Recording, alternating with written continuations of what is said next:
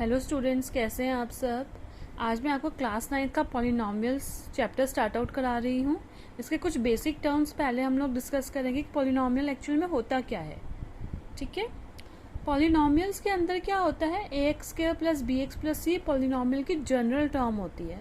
यानी any term which is in the form of ax² plus bx plus c is known as polynomial, उसे polynomial कहा जाता है। ठीक है, जैसे कि अगर मैं एक इक्वेशन ले लेती हूँ 3x² plus 7x plus 2 which is known as polynomial, क्योंकि इसके अंदर एक x² की टर्म है, एक x की टर्म है और एक कांस्टेंट टर्म है। 2 इज़ अ कांस्टेंट टर्म जिसके अंदर कोई भी वेरिएबल नहीं होता है। ये वन वेरिएबल में है, यानी क्योंकि एक ही वेरिएबल यूज हो रहा है x, कहीं पे y या कोई और वेरिएबल नहीं यूज हो रहा है, तो ये पॉलिनॉमियल वन वेरिएबल है। 9th क्लास में हम लोग पॉलिनॉमियल्स इन वन वेरिएबल ही पढ़ेंगे, हम 2 वेरिएबल एंड 3 वेरिएबल्स नहीं पढ़ेंगे, वो आगे फर्दर 10th क्लास के अंदर आता है। अब बात करें टर्म्स, व्हाट इज टर्म्स। इस पॉलिनॉमियल के अंदर देखेंगे हम 3 टर्म है, 1 2 3, this is known as terms. 3x², 7x and 2, ये टर्म्स होते हैं। जैसे कि हमने 8th क्लास में ही पढ़ रखा है लाइक टर्म्स, अनलाइक टर्म्स, तो ये टर्म है इस पॉलिनॉमियल की। 3x² प्लस 7x प्लस 2 इस पॉलिनॉमियल की 3 टर्म्स हैं, 3x², 7x एंड 2। अब बात आती है कोफिशिएंट। कोफिशिएंट पर्टिकुलर पूछता है कि किसका कोफिशिएंट है, coefficient of x², coefficient of x या फिर कांस्टेंट टर्म। इस तरीके से हमें पूछेगा कि कोफिशिएंट किस चीज का कोफिशिएंट पूछे, सिर्फ कोफिशिएंट नहीं पूछेगा, कोफिशिएंट किस चीज का, x² का है, x का है, x³ का भी हो सकता है और कांस्टेंट टर्म का भी हो सकता है। तो x² का कोफिशिएंट इस वेरिएबल की अगर मैं बात करूँ, इस पॉलिनॉमियल की अगर मैं बात करती हूँ 3x² प्लस 7x प्लस 2 की, तो इसमें x² का कोफिशिएंट क्या आएगा 3, x का कोफिशिएंट क्या आएगा 7, coefficient and constant term is 2। Suppose अगर यहाँ पे प्लस ना होके माइनस होता, जैसे अगर मैं एक और वेरिएबल लेती हूँ 6x² माइनस 7x प्लस 8, ये एक वेरिएबल है, तो इसमें टर्म्स क्या हो जाएंगी 6x², बहुत सारे बच्चे क्या कहेंगे 7x, नहीं, साइन कंसिडर करेंगे माइनस 7x, साइन को ना भूलें, प्लस हम लगाएं या ना लगाएं कोई फर्क नहीं पड़ता, बट माइनस में हमें ध्यान रखना है, माइनस 7x आएगा एंड अदर इज 8। ये बच्चे बहुत ज्यादा भूल जाते हैं, प्लस माइनस का नहीं ध्यान रखते हैं, तो यहाँ पे माइनस 7x आएगा। कोफिशिएंट ऑफ x², अगर इसका कोफिशिएंट x² की बात करूँ तो 6, polynomial 6x² minus 7x plus 8 में x का कोफिशिएंट क्या होगा 6, x का कोफिशिएंट क्या होगा -7। ध्यान रखें माइनस, क्योंकि यहाँ पे -7 है।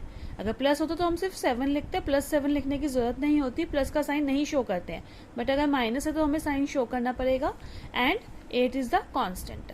ठीक है, अब कांस्टेंट पॉलिनॉमियल और जीरो पॉलिनॉमियल क्या होता है। कांस्टेंट पॉलिनॉमियल यानी 2 इज अ कांस्टेंट पॉलिनॉमियल, इसमें कोई वेरिएबल नहीं होता, इसे हम जीरो पॉलिनॉमियल भी कहते हैं।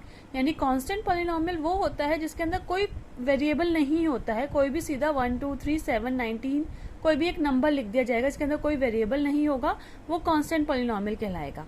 अब एक आता है मोनोमियल, बायनॉमियल एंड ट्राइनॉमियल, जिसको हम आगे भी पढ़ेंगे एक्सरसाइज के अंदर। मोनोमियल में क्या होता है, सिंगल टर्म होती है 7x, कोई भी एक टर्म, चाहे वो x में हो, x² की फॉर्म में हो, x³ की फॉर्म में, यानी सिंगल एक टर्म होनी चाहिए। जैसे हमने टर्म्स पढ़ा था, एक टर्म होनी चाहिए which is known as monomial. Binomial में कोई भी 2 टर्म्स होंगी, ट्राइनॉमियल में कोई भी 3 टर्म हो जाएंगी। समझ में आया, मोनोमियल में सिंगल टर्म, बायनॉमियल में 2 टर्म्स, ट्राइनॉमियल में 3 टर्म्स। ठीक है, अब हम लोग एक्सरसाइज स्टार्ट आउट करते हैं। Exercise 2.1 polynomial, question number first, which of the following expression are polynomial in one variable and which are not. हमें बताना है कौन सा पॉलिनॉमियल है और कौन सा नहीं है, state reason for your answer, and also हमें आंसर्स भी, मतलब रीजन भी हमें देना है कि कौन सा है।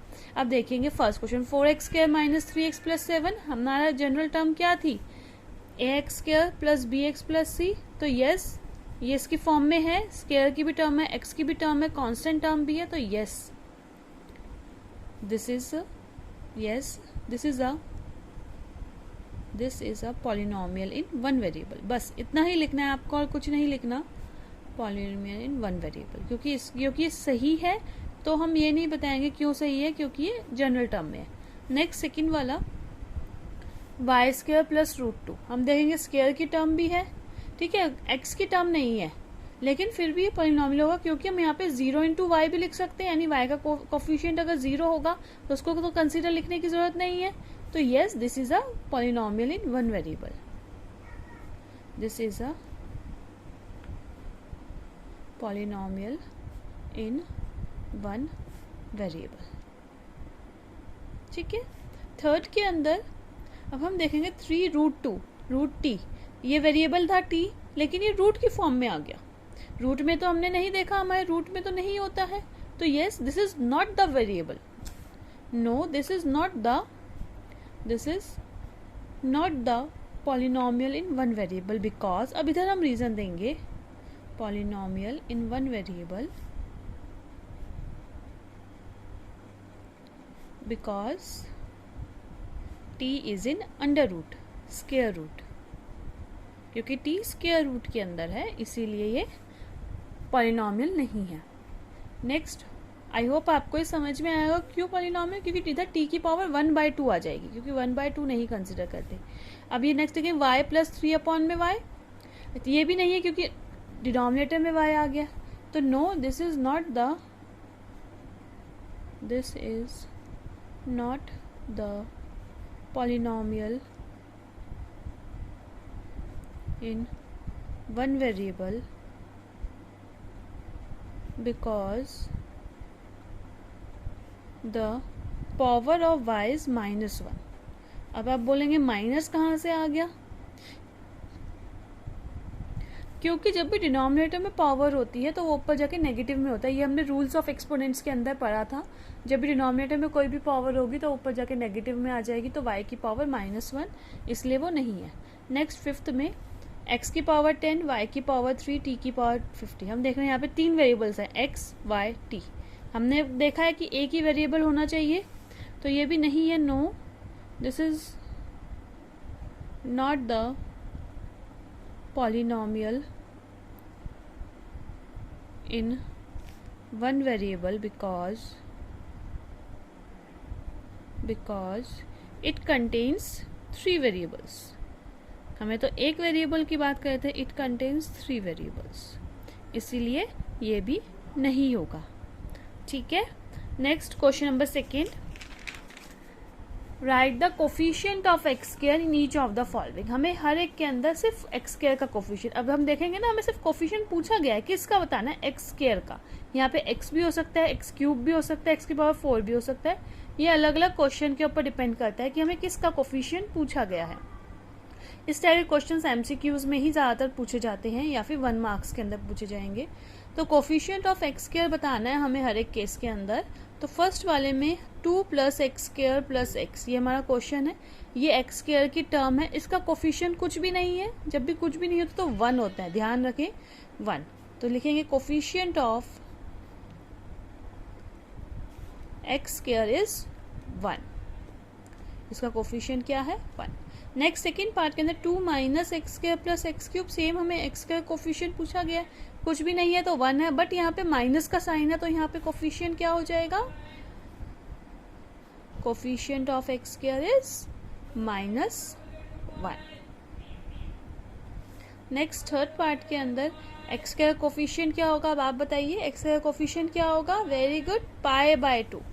तो कोफिशिएंट ऑफ x² क्या होगा, π/2। अगर यहाँ पे माइनस होता तो हम माइनस का साइन लिख देते, अदरवाइज ऐसे ही छोड़ देंगे। फोर्थ, अब इसके अंदर √2x - 1, यहाँ पे तो x² कहीं पे है ही नहीं, तो कोफिशिएंट क्या होगा इसका, 0। जब भी वो टर्म है ही नहीं, एक्स का कोफिशिएंट नहीं है, तो उसका कोफिशिएंट क्या, क्योंकि बेसिकली ये क्या होगा, 0 × x² + √2x - 1, इस तरीके से होगा ये। तो कोफिशिएंट ऑफ x² क्या होगा, 0। Coefficient of x² is 0 and this is the answer, ठीक है। नेक्स्ट में बोला give 1 example each of the binomial of degree 35 and monomial. हमने पहले पढ़ा था बायनॉमियल क्या होता है, इसमें 2 टर्म्स होती है, मोनोमियल में 1 टर्म्स होती है, सॉरी। तो बायनॉमियल ऑफ डिग्री 35 बताना है, तो बायनॉमियल ऑफ डिग्री 35, ठीक है। तो हम कोई सा भी वेरिएबल x की पावर 35 प्लस x की पावर 34 लिख देंगे, यानी कोई से भी दो हम लिख सकते हैं, यानी x की पावर 35 प्लस 8 भी लिख सकती हूँ। ऐसे बहुत सारे टर्म बन जाएंगे, हम कुछ भी लिख सकते हैं, लेकिन मैक्सिमम डिग्री क्या होगी 35। Next, monomial of degree 100, single monomial चाहिए, एक ही होना चाहिए वेरिएबल, एक ही टर्म होनी चाहिए। मोनोमियल ऑफ डिग्री 100, तो हम x की पावर 100 भी लिख सकते हैं, y की पावर 100 भी लिख सकते हैं, यानी एक वेरिएबल जिसकी पावर 100 है, which is known as monomial of degree 100। I hope आपको ये क्वेश्चन समझ में आया होगा।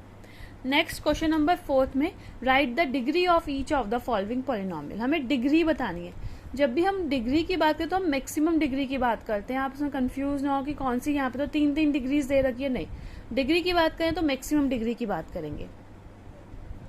तो फर्स्ट के अंदर जो मैक्सिमम डिग्री है, इधर 3 है, 5x³ plus 4x² plus 7x, तो मैक्सिमम डिग्री क्या है इसके अंदर 3। तो डिग्री कितनी है, बस आप डिग्री इज इक्वल्स टू 3 लिख दें। और आगे जैसे भी आपकी मैम, मेरे ख्याल से मैम भी ज़्यादातर स्कूल्स के अंदर डिग्री इज इक्वल्स टू 3 ही लिखवाती हैं। नेक्स्ट सेकेंड पार्ट में बताइए, 4 माइनस y², तो यहाँ पे मैक्सिमम डिग्री क्या है 2, डिग्री क्या हो गई 2। थर्ड के अंदर डिग्री क्या होगी 5t माइनस √7, तो डिग्री क्या हो जाएगी, t की डिग्री कुछ नहीं है तो इसका मतलब 1 है, तो डिग्री क्या हो गई हमारी 1। 3 है, अब इसके अंदर तो कोई डिग्री है ही नहीं, तो कांस्टेंट टर्म है, तो इसके अंदर डिग्री क्या हो जाएगी, जब कांस्टेंट टर्म की डिग्री क्या हो जाती है 0, and degree is 0। Next, answer number 5, classify the following as linear, quadratic and cubic polynomial. हमें क्लासीफाई करना है लीनियर कौन सा है, क्वाड्रेटिक कौन सा है, और क्यूबिक पॉलिनोमियल कौन सा है।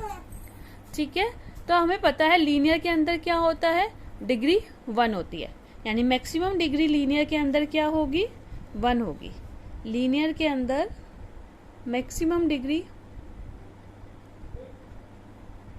क्या होगी 1। क्वाड्रेटिक में डिग्री 2 होती है।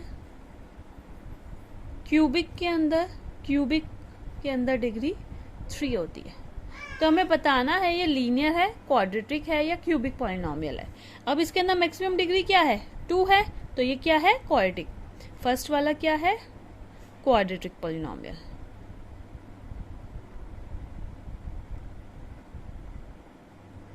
सेकेंड वाले में मैक्सिमम डिग्री क्या है 3, तो ये क्या है क्यूबिक पॉलिनोमियल। सिर्फ आप लिख दे क्यूबिक पॉलिनोमियल, और कुछ नहीं लिखना आपने, क्योंकि हमें यही पूछा गया है। अब बताइए इसके अंदर मैक्सिमम डिग्री क्या है, इसकी डिग्री क्या है 1, इसकी डिग्री क्या है 2, इसकी डिग्री क्या है 0, क्योंकि ये कांस्टेंट टर्म है। तो ये कौन सा है, मैक्सिमम डिग्री 2 है, तो ये है क्वाड्रेटिक पॉलिनोमियल।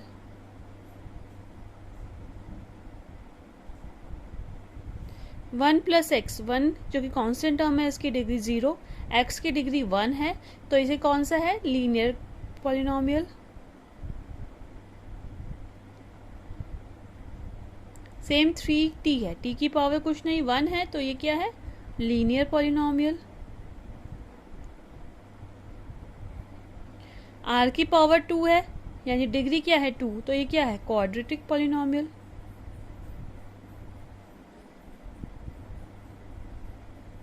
यहाँ पे क्या है 7x³, डिग्री क्या है 3 है, यानी क्यूब है, तो ये क्या है क्यूबिक पॉलिनोमियल।